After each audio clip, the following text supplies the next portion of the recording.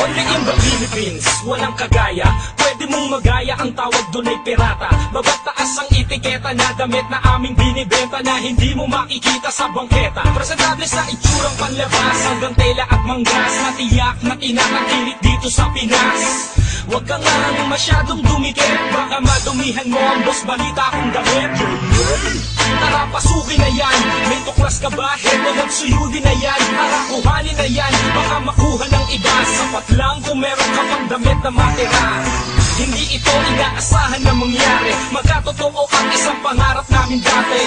Taglay mo ang isang kasuotan na kahit kailan ay hindi mo pagsisisihan. Damit na aming binibenta, original ang tela, hanggang etiketa. Taglay mo ang isang kasuotan na kahit kailan ay di mo pagsisisihan. Damit na aming binibenta, original ang tela, hanggang etiketa. Taglay mo ang isang kasuotan na kahit kailan ay di mo pagsisisihan. Represent from the hood, every day I do hustling, money making, whatever that happen. Mahirap hagilapin pero natuklas ang isang kasuotan na napakalakas. Sige, suyudin na yan, huwag ka nang magtira, sige, ubusin na yan. Ang damit na aming binibenta, original ang tela, hanggang etiketa. Wala kang kapareha, wala kang makikita, limited edition, wala to sa pirata. Huwag kang tumakilig sa fake na damit, baka pag may laban ay bigla kang lumiit. Huwag ka na magalit, saan ka lumapit, di mo magagaya, huwag ka mapumilit.